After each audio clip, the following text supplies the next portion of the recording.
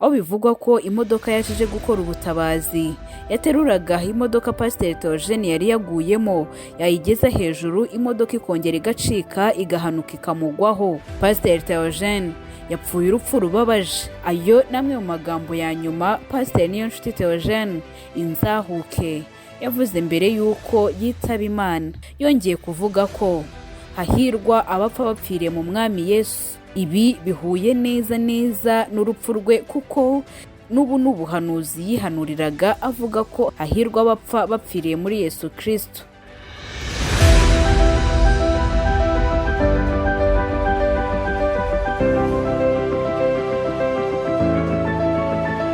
Mu rukerera rwo kwa 23 ukwezi kwa gatandatu umwaka 2023 nibwo hasakaye inkuru y'akababaro y'urupfu rw'umuvugabutumwa inzahuke, inshuti y'urubyiruko, umurakare, umusirikare, umunuke ndetse n'ayandi mazina abantu benshi bamwitaga.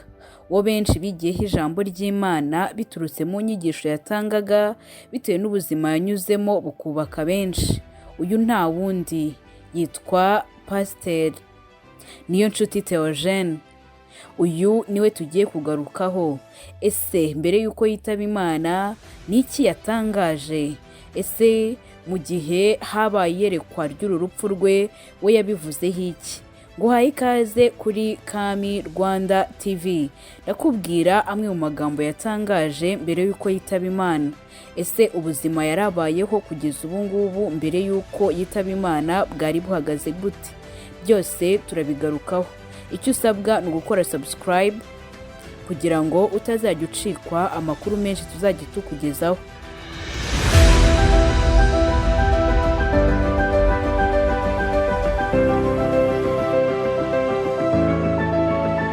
Inkuru yababaje urubyiruko, inkuru yababaje abakuze, inkuru yababaje abasenga ndetse n'abadasenga, inkuru yababaje benshi mu bayobozi bakomeye, inkuru yababaje abamuzi benshi ndetse n'abamumenye uwo munsi.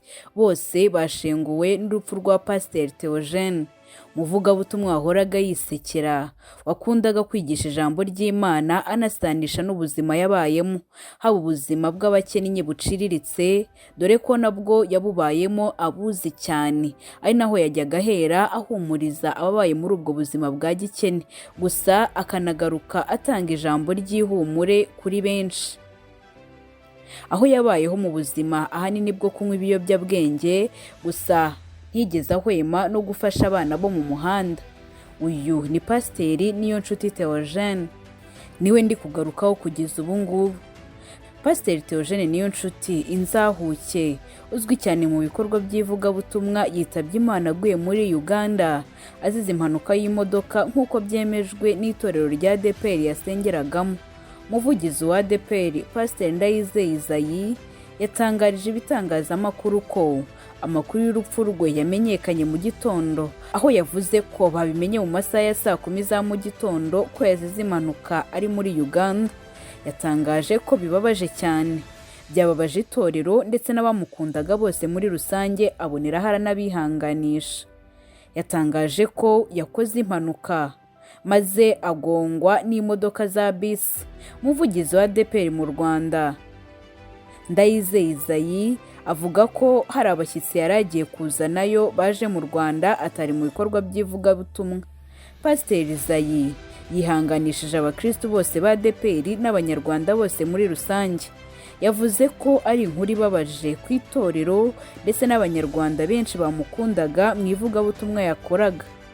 Yavugaga ko yari impano yihariye yari afite mu ivugabutumwa, uko yabwiraga abantu ivugabutumwa bazahajwe n'ibiyobyabwenge, kandi nawe ngo yari urugero rwiza rw'uwazahajwe n'ibiyobyabwenge, agaragaza ko Imana yahindura ubuzima bwa muntu. Ayo ni amagambo ya Pasiteri Isayi. Minisitiri w'urubyiruko utuma twishima Abdallah yunamiye Pasiteri Theogene Niyonshuti witabye Imana, avuga ko mu rugendo rw'ubuzima bwe yatambukije ubutumwa bwa benshi muri twebwe, ngo ni muri ubwo buryo bose babasha kubikora. Utuma twishima Abdallah yavuze ko Pasiteri Theogene yasomaga ibyanditswe mu buryo bworohera abato kubyumva. avuga ko Imana ikwiye gukomeza abasigaye ndetse n'umuryango we, abo basenganaga, urubyiruko, abandi bose ndetse n'abumvishije ubutumwa bwe bukabafasha. Yihanganishije abababajwe n'iyi nkuru y'urupfu rwa Pasiteri Theogene.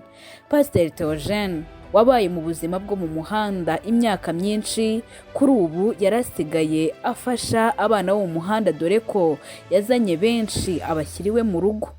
Yabariraga, akabishyurira amashuri, akabitaho kugira ngo yerekane aho Imana yamukuye, ko nawe atabirebeye aho ngaho gusa, nawe hari abandi yafasha. Dore amwe mu magambo Pasiteri Theogene avuze mbere y'uko yitaba Imana.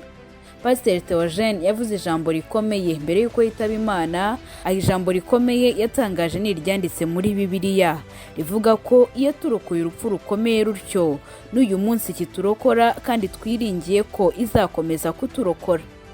Pasiteri Theogene yongeye gutangaza ko ngo nk'uko Imana yakunze abari mu isi cyane, ngo byatumye itanga umwana wayo w'ikinege kugira ngo uyizera wese atarimbuka, ahubwo ahabwe ubugingo buhoraho.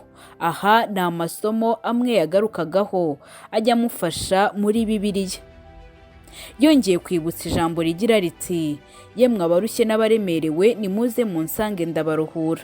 Pasiteri Niyonshuti Theogene, inzahuke, umukunzi w'urubyiruko, ukundwa na benshi, uwigishije ijambo ry'Imana rigafasha benshi, yavuze ko umuntu wese wavutse agira ibimucisha bugufi, ko bityo nta muntu wari ukwiriye kwishyira hejuru, buri wese yari akwiye gufasha mugenzi we, kuko ngo ibimucisha bugufi bizamuzira, kandi ko azakenera abo ngabo yishyize hejuru ngo abe ari bo bamwitaho.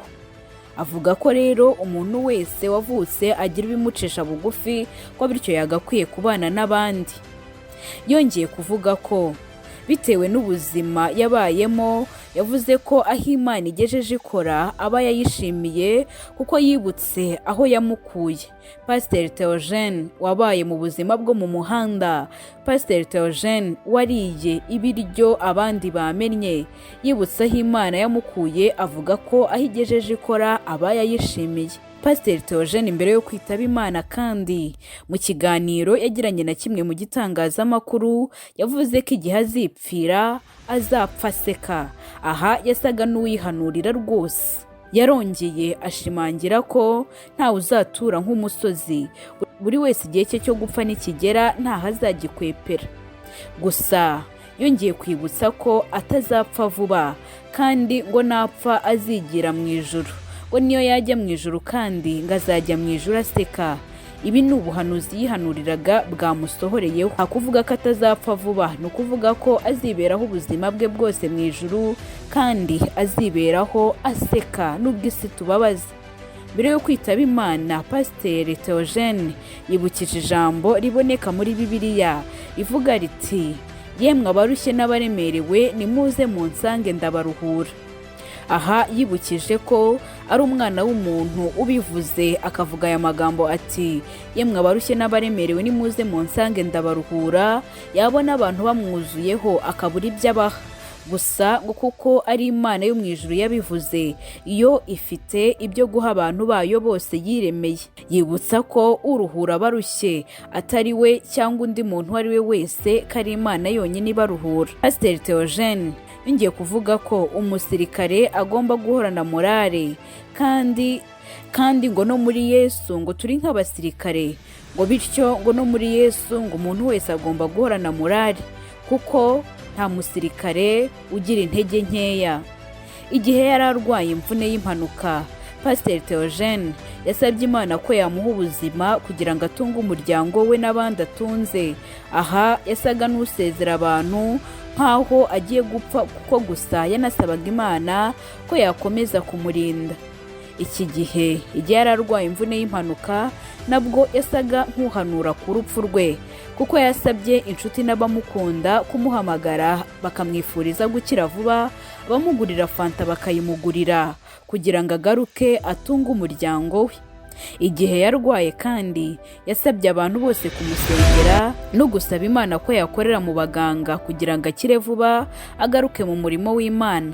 Yibukije abantu bose bamukunda ko nta wundi murimo agira, kadacuruza cyangwa ngo afite business zindi akora, ahubwo ikintu akora ari umurimo w'Imana ngo agaruka yivugira ashize amanga. Yari asabye abamukunda bose kumusengera kugira ngo agaruke avuge Imana. Yongeye kuvuga ko hahirwa abapfa bapfiriye mu Mwami Yesu. Ibi bihuye neza n'urupfu rwe, kuko n'ubu n'ubuhanuzi yihanuriraga avuga ko hahirwa abapfa bapfiriye muri Yesu Kristo. Pasiteri Theogene abajijwe ku bijyanye no kubaha Imana ikennye, yavuze ko kubaha Uwiteka bifatanyije no kugira umutima unyuzwe havamo inyungu nyinshi, ko bityo anyuzwe n'uko ari ubu ngubu kandi ko Imana yizeye ko izamugeza kure, kuko aho yamukuye ni kure habi ugereranyije n'ahandi heza izamugeza. Pasiteri Theogene yongeye kuvuga ko ubuntu bw'Imana buboneka mu bihe byoroheje no mu bihe bikomeye. Avuga ko ubuntu bw'Imana buhoraho iteka ryose.